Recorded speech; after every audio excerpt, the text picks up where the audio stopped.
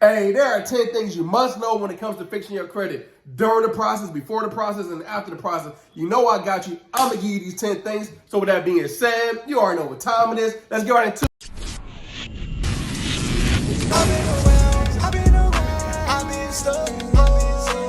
What's up, family? I'm back with another one. Hey, if you're new to the channel, welcome to the family. So in today's class, we're going to talk about 10 things you must know when it comes to fixing your credit. So with that being said, go grab a pen, go get some paper, and you know, you got to get you something to drink, because class is going to be a good one. Hey, welcome to today's lesson. So the first thing you must know when it comes to fixing your credit, when you send this free secret letter off, make sure you give the credit bureaus their 30 days. What I mean by giving them their 30 days, by law, they have 30 days to respond back to you. So don't interrupt that process. Don't send another letter in. Don't send another letter in after that, because they're not responding, right? 30 days. Give them 30 days, right? They have 5 days to send you a notification by law that they're disputing it, but give them their 30 days to respond back to you, right? 31, 32 days, right? Make sure you have make sure you send it certified so you can see when they got it. But after you saw that they got it, give them their 30 days so they can respond back to you of the results. Don't send another letter in, because guess what's gonna happen? They have another 30 days to respond back to that letter. So don't interrupt the process. 30 days. Number 2, hey, make sure you don't focus on Credit Karma, the credit score, because that credit score is fake. However, if you have Credit Karma, what you need to be focusing on is these things right here. I hope you can see it. Hey, these things right here. So, payment history. Where's your payment history at? Where's your utilization at? How many derogatory marks you have? What's your credit age look like? How many total accounts you have? How many hard inquiries do you have? This is what you need to be focused on. Don't focus on a score, because you're gonna drive yourself crazy. One day your score is gonna go up, the next day your credit score is gonna go down. It's gonna fluctuate all over, right? Don't pay attention to that score. However, you shouldn't be paying attention, because that's not what the banks are looking at. Pay attention to the report. Pay attention to what's going on your credit profile. If you're paying attention to Credit Karma score, you're gonna drive yourself crazy. Now, look at the payment history. What you got to do to get you to 100% payment history? What do you got to do to look at to make sure you have 0% utilization? I know a lot of people tell you that you need to have utilization or have some balance on your credit card. Why? No, keep your utilization at 0%. Derogatory marks, right? Make sure you remove those collections. I have a series of videos showing you how to knock these derogatory marks off your credit report, right? Credit age. Now, this comes with time, so you can play with it. That's gonna be my next tip, right? My tip number 3. But when it comes to credit age, make sure you don't get added on to authorized user. That's gonna be tip number 3. Tip number 3, don't get added as an authorized user if that credit card is messed up, right? It's okay to get some age on that credit. It's okay to get some age, right? However, if that person's credit card is messed up, or if their credit card is maxed out, or if their payment history messed up, it's gonna reflect on your credit profile. And what I mean by that is, if they have missed payments, if their utilization is above 10, 15%, all that bag is gonna be carried onto yours. And if they miss a payment, it's gonna happen to your credit profile as well. So make sure you get on somebody's that's responsible when it comes to getting onto somebody's credit card as an authorized user.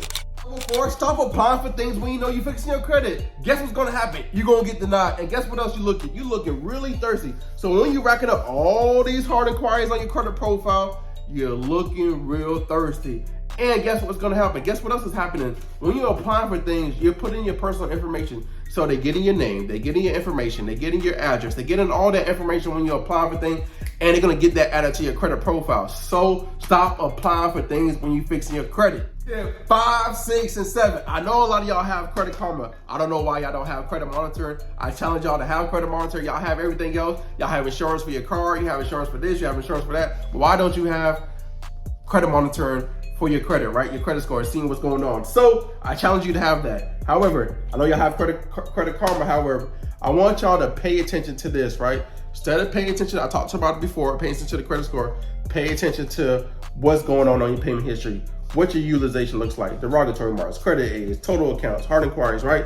But the main thing, right? Tip number 5 is the main thing I talked about measuring just what's on your Credit Karma. But tip number 6 is utilization. Utilization is 30% of your credit score. So I know some of y'all might have maxed out credit cards, right? So the main thing is get it to always 0% if you can. But if you have an account, a credit card that is maxed out and have a lot of missed payments, I challenge you to just remove the whole account, because even though if you pay off that credit card, it's still hurting your credit score because you have a lot of missed payments on that account. And missed payment is 35% of your score, right? So 35 plus 30 is 65%. This is a whole chunk of your credit score. So what I want you to do is pay attention to, of course, your utilization, pay attention to your payment history. However, if you have a lot of missed payments on that credit card, you might as well just knock that account off your credit report, right? So pay everything else down when it comes to your credit cards. Pay your other credit cards down if you don't have a lot of missed payments, right? What I mean by a lot, if you have more than one missed payment on that credit card, remove that account, because you're going to spend a lot of time trying to not only pay it down, but remove that account, remove that late payment. It's going to take you a lot of time. So just remove the whole account in general and do that, right? Another thing, hard inquiries.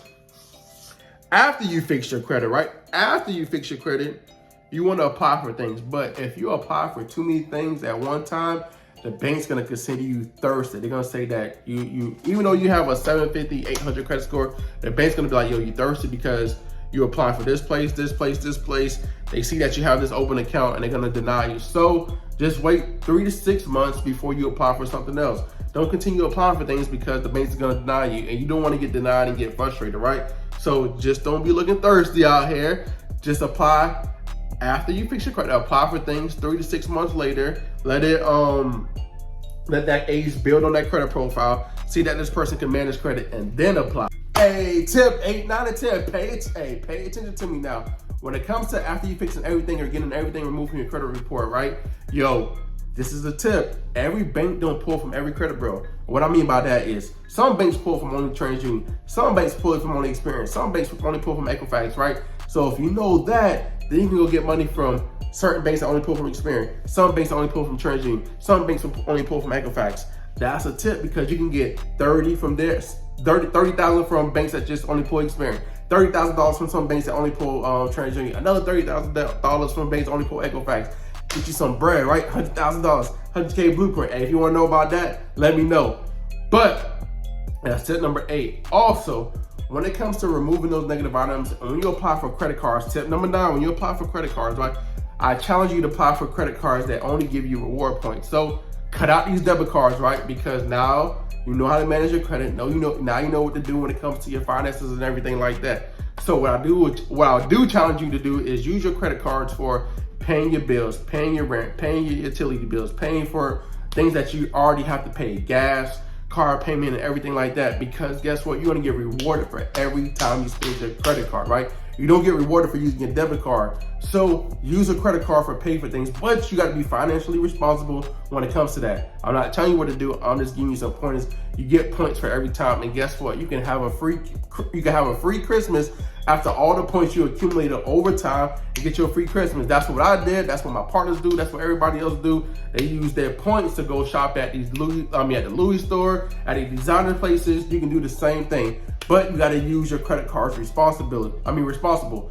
So tip number 10, one of the most important tips, right? When you fix your credit, I want you to get some business credit, right? Guess what? When it comes to business credit, they don't report on your personal credit. So unless you get Discover or Capital One, right? We didn't get in those credit cards. However, every other credit card, you need to go check out and get at 0% interest, because if you're building a business, if you're trying to create multiple streams of income, leverage business credit cards. If you max out the credit card, they don't care, because they know that you're in business. So they don't care as long as you're paying on time when it comes to business credit. So I'm not telling you to max them out. However, if you have a deal, a real estate deal, or you're trying to buy some property, or you're trying to flip and stuff like that, you can use a business credit card, fund that deal, make you some money, and then pay it back or refinance, pay it back, whatever, cash out, whatever, do what you got to do, right? However, business credit is the way to go. So jump into the game. Bonus tip, if you're in the process of disputing, I want you to watch this video right here.